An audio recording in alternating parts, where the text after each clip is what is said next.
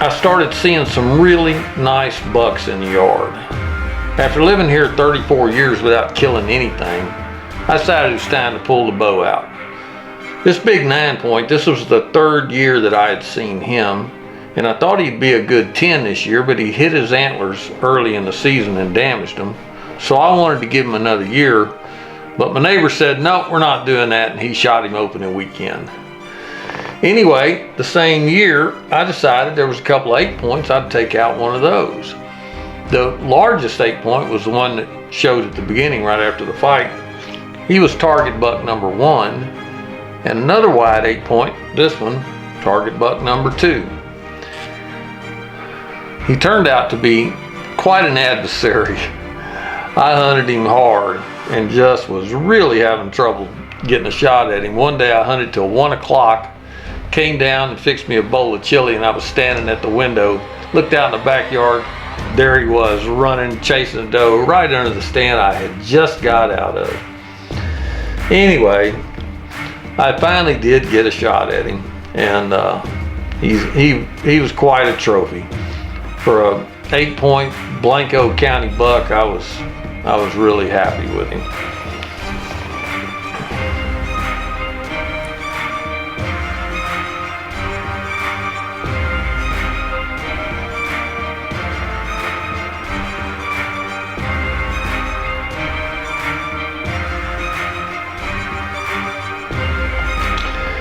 So I was on the program of trying to take out some culls, and this big 8 was, you know, like I said, my second choice. There was another big 8 would have been first choice. But Morel and I were standing at the back window one day. I got home from work, and this big 7-point started chasing does in the backyard. And she was saying, you can hit him from here, can't you? You can hit him from here. I said, well, it hadn't even crossed my mind. First, I want to take some pictures of him. So anyway, I grabbed my 35 millimeter, took a few shots at him, and a doe had stopped and peed in the yard, and he went over and sniffed it, and I ranged him with the door slid slightly open. And for the first time in 34 years, I actually shot a buck right out of my living room with my bow. That was a lot of fun. So the shot was at 45 yards. The buck ran to the corner of the property and fell over in sight, which was really cool. Anyway, so in 2020, I had a lot of good bucks to choose from. There was a 10-point that in 2019, we couldn't tell if he was sick or old. I didn't want to shoot him. Since Ed had killed his buck opening weekend, I was able to talk him out of shooting him, give him another year, see what would happen to him. I called him Samson. There was another one called Goliath that I'd only seen twice. I got a lot of pictures of them though when they were in their velvet in the August and September of 2020. Also, a beautiful buck I called the split G3 buck was showing up. But I was telling myself, don't shoot that split G3 buck, because if you do, you're not going to be able to have an opportunity for these other 2 bucks that are larger, Samson and Goliath. Well, opening weekend, this split 3 buck shows up. He's all over. I couldn't help myself. I shot at him.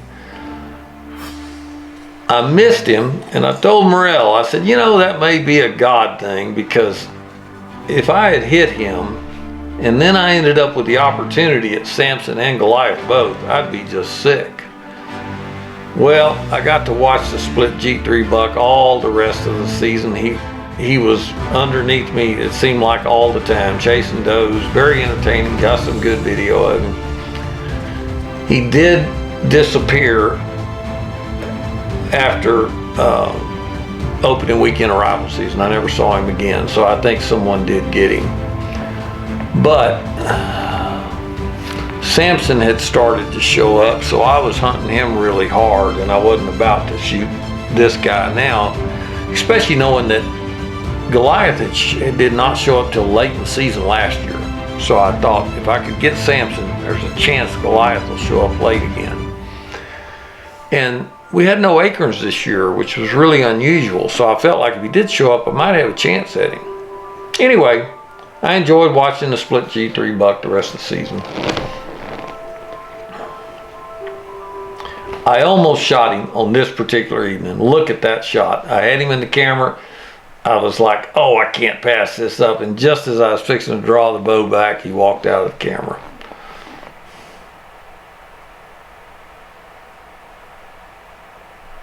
What a beautiful deer. I sure wished he could have got another year. I'd love to be hunting him in 2021. So here's a view of Samson in 2019. As I told you, just skinny, sick, just couldn't tell. Is he old? Is he gonna die? Should we shoot him? He's not gonna make it till next year. I just don't know. But like I told Ed, if we shot him and he turned out to be young, we'd just be sick. So he got another year.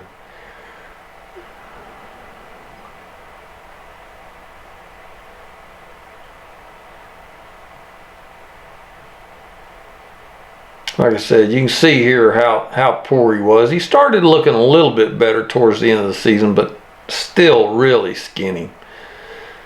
Anyway, 2020 he showed up, and oh my gosh, he had got his health back and was a stud. I hunted him really hard. I knew that Ed would shoot him opening weekend of rifle season if he got a chance. I hunted him the entire bow season and finally got a shot at him on the day before opening weekend of rifle season.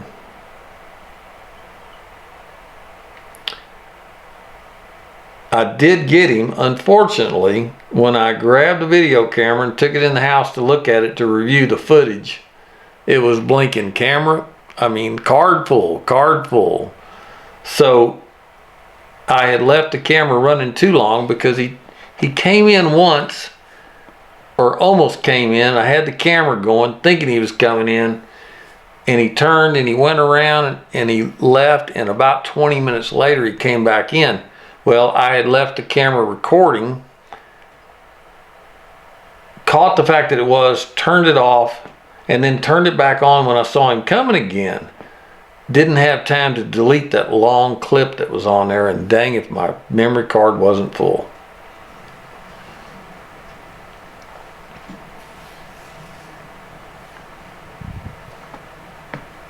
Here he is chasing a doe past me.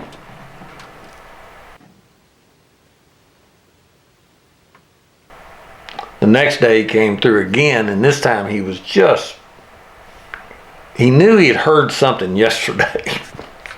He had heard me miss him, but he was so preoccupied with that doe that he just wasn't sure what he heard. But anyway, he's just thought, man, I heard something coming from that barn over there. I better kind of skirt around it. I could have taken a shot at him right here, but I just thought, oh, if I'm patient, I'll get a better shot. And as the days passed, I was starting to regret that. But sure enough, like I said, the day before rifle season started, he showed up again and gave me a shot.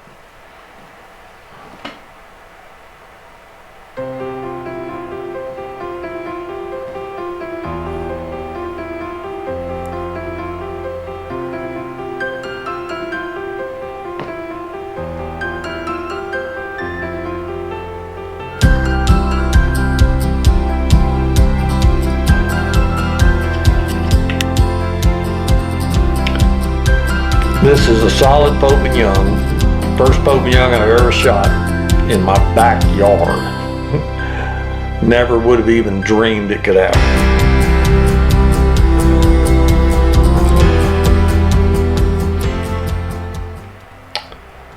So back to Goliath. These are pictures of him I got in 2019. The first time he showed up was, I believe, November. Oh, it was that one I just showed. I didn't look at the date. This is later in the season when he showed up again. It was sometime in late November. 22 degrees. This is it. Yeah, 11/16. So that was the first time I ever even knew he existed. And on that very same morning, I saw him walking down on the other side of the creek. But I would have had to have a rifle to shoot him. Anyway, so in 2020 he shows up and kaboom, he has put on some mass, some tine length. What a beauty. He's my #1 target buck this year. But once he sheds his velvet, he's gone, and I have not seen him or had a scouting camera, nothing of him since.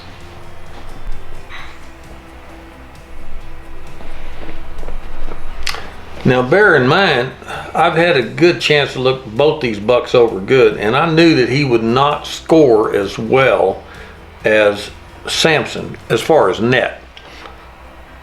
I was afraid he actually would not make Pope and Young because one side was so much stronger than the other, and you only get to score the weak side. But still, elusiveness, character, he was my #1 on my hit list. Of course, I'd already got Samson, so he was the buck on my hit list now, and I was so excited when he showed up on trail cam on, I think, the 23rd of November. I got in the stand and hunted every day after he showed up, and this is on December the 3rd, the first time he showed up in daylight. I grabbed my camera, I took that photograph as he was coming across the creek.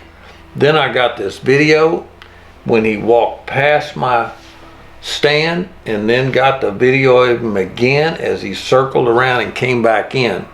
He was extremely cautious. He was checking everything out, looking it over. Like I said, this was the first time, I've got scouting cameras all over the place, the first time that he had showed up in the daylight in 2020.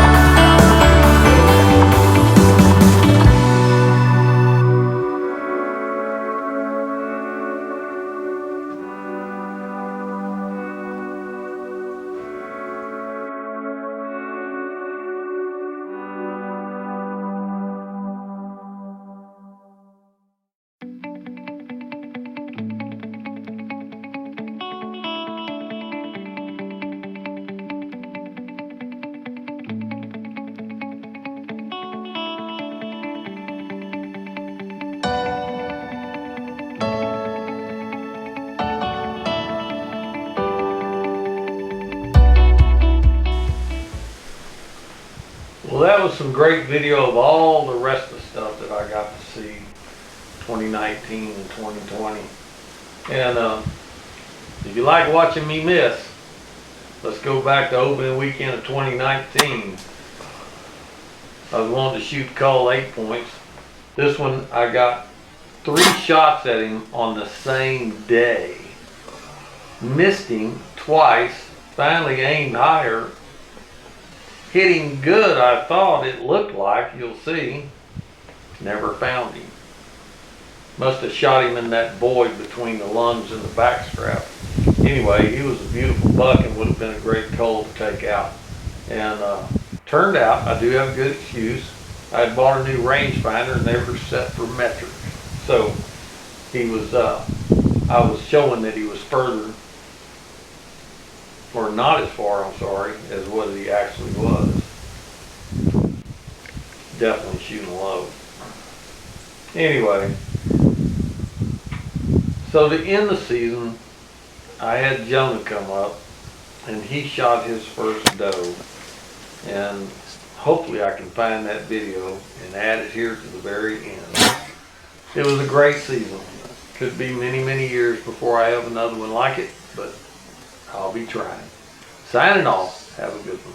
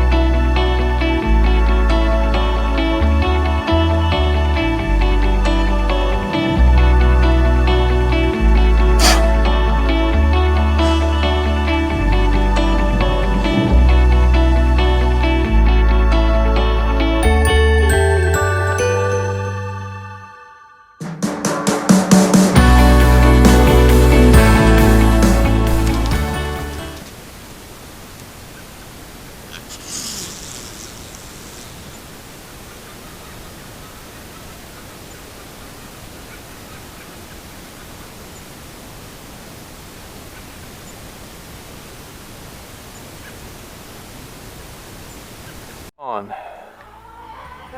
Okay, the story how I shot this deer, well, white-tailed doe, is we were in that right there, and then I was just playing my game for a little bit, and then we just saw 2 little baby does, and then I was asking if I could shoot one, but he said no, they're too small.